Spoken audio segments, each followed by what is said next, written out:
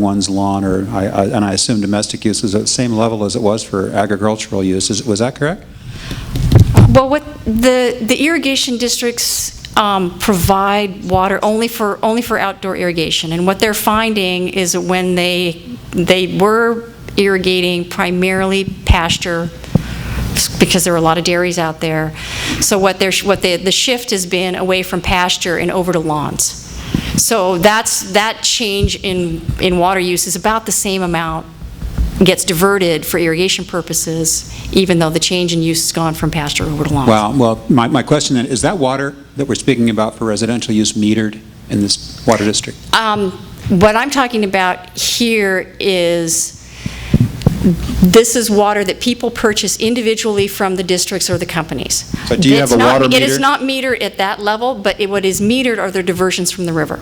So the water right that, say, the Sequim Prairie Tri Water District, that water right, they meter from their diversion, and then they distribute the water to their customers. It is not metered at the customer level, it's metered at the river. Thank you. So how do they pay for it? How do they know how much to pay for it? Oh boy, you're getting out of my depth. Okay. Elizabeth. I have a question for Harry. I think I understand that there's some litigation going up in the Sandy Point area. Can you speak to that? Well, I guess the first principle is there's always litigation going up in the Sandy Point area. But the tribe's not currently involved in any, certainly involving water. There have been tidelands issues there. I think there's some other things going on among some of the folks who live up there. But there's no current litigation that the tribe's involved in the Sandy Point area regarding water. Unless Marlene knows something I don't know.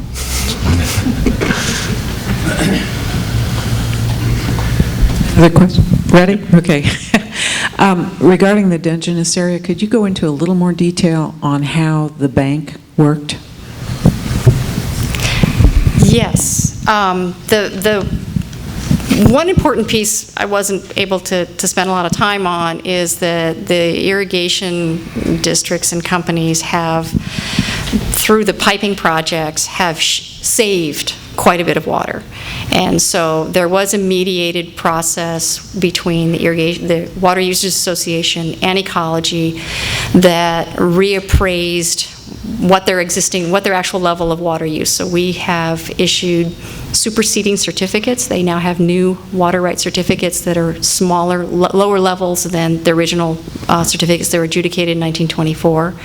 And we have agreement around how much of the saved water that has been held in trust in the state's trust water rights program, so it's held in the river, how much of that saved water the irrigators essentially still can retain title to and sell. So that's the source of water, primary source of water that will be purchased by the Dungeness Water Exchange to put into the bank. So that's sort of filling the checkbook, so to speak.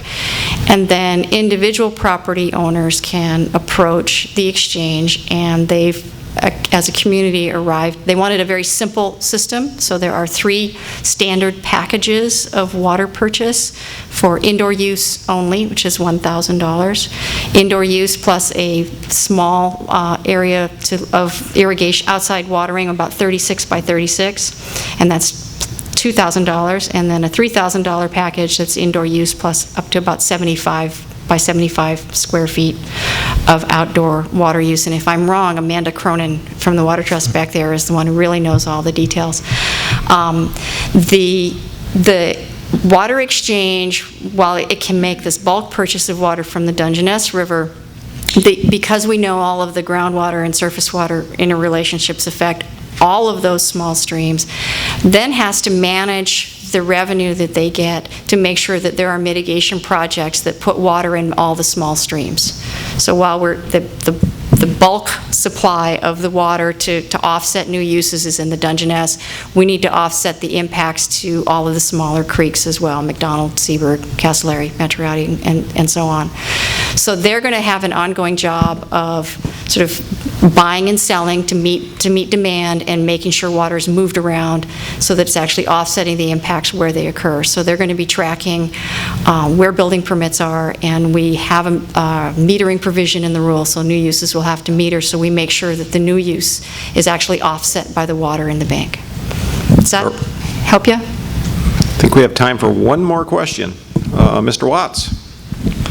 Thank you. I noticed from all three presentations just now that they shared some commonalities. One is they all either avoided or attempted to avoid federal litigation, and in fact that was a motivation for going the direction they did. And secondly, all of them involved tribes in one way or the other. Beyond that, it seems to me that the mitigation efforts have a direct nexus with the Growth Management Act tenets. And I'm wondering if the education that was referred to by the Everett lawyer included interpretation of what GMA guidelines really mean. That's for you, Michael. No. Anybody else? Okay. I've just been told we have time. We can do a few more questions. And I have a question. Before you got the settlement, there must have been a number of water rights in that area, correct? And water rights are... Yeah. Okay. Water rights are given for a time, a place, and a particular beneficial use, as I understand it. Purpose of use, yeah. So how did you get from there to where you are now, where you have I guess, a working water bank where you can actually move water around and sell? Did you have to get an exemption for that area? I mean, an exemption from the state water law or Western water law as we... Not for the purpose of putting water in the bank. Because I think that's what if I understand your question, you're going, how did people who have this existing water right essentially sell part of their water right?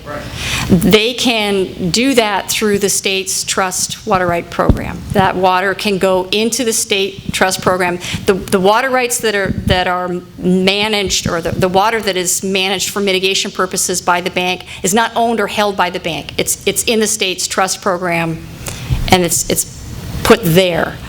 Does that answer your question? So that didn't need any amendments. One more.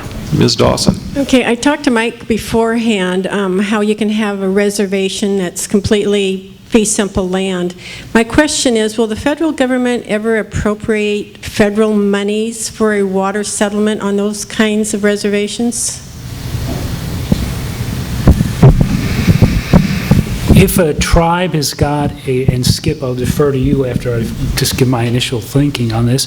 If a tribe has got a federally reserved water right, then it would be up for Congress to decide whether or not it would allocate federal funds, and I don't see any barrier to that because Congress has got plenary authority in Indian affairs. What do you think, Skip? That's right. Incidentally, that's right applies to everything Michael said in his presentation. You should have just had him here and not me. All right, we are out of time. We're going to take a break for a little less than 15 minutes, and we'll get back at it. And before we do, I just want to thank the panel once again for all their insight and contributions. Thank you. I really appreciated your... Thanks. You went on